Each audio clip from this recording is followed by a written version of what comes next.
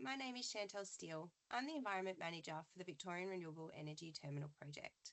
Port of Hastings Corporation has submitted a new EPBC Act referral for the project, which is now available on the EPBC public portal.environment.gov.au. There's also a link to our website at www.renewableenergyterminal.com.au. This is what the portal looks like when viewing our referral. This provides a summary of the project and information contained in the referral. However, in order to view all of the associated documentation, you will need to go to the Decision Notices tab, shown here. This will bring up a panel containing all of the documents that you might need. Given the volume of documentation attached to the referral, we have developed a reader's guide to make the material more accessible and easier to navigate. This is also contained on our website. We recognise that not every reader has the same needs, and therefore the guide is designed to help you locate and focus on the parts most relevant to your interests. The referral contains the primary referral document, as well as 18 associated attachments.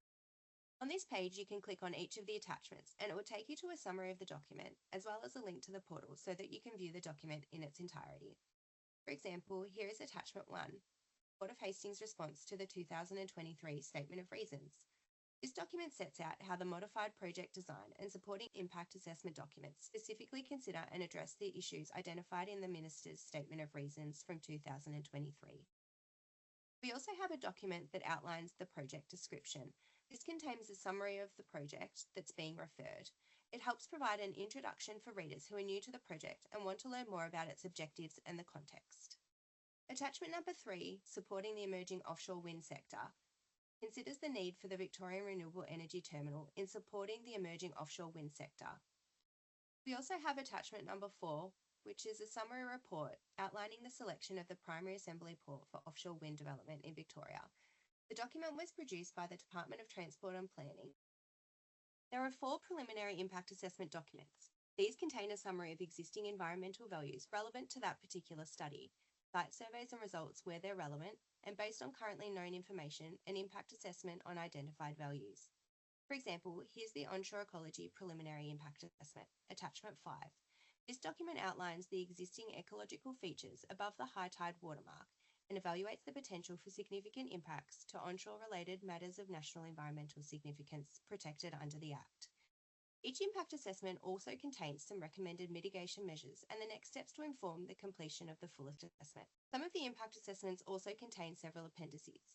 Due to file sizes, these may be split across multiple attachments in the portal. The Reader's Guide lists these to assist you in finding them as well.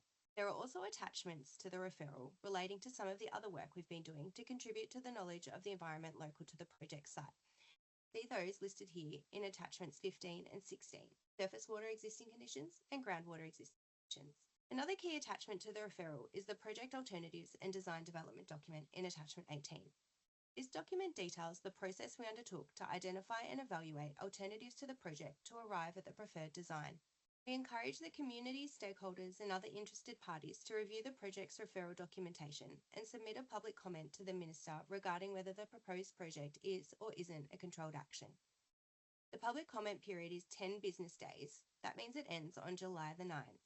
The Reader's Guide includes a link to a website which outlines how you can make public comments on actions referred under the EPBC Act. Of course, for any questions regarding the project, you can contact the team via our website, email, or you can give us a call.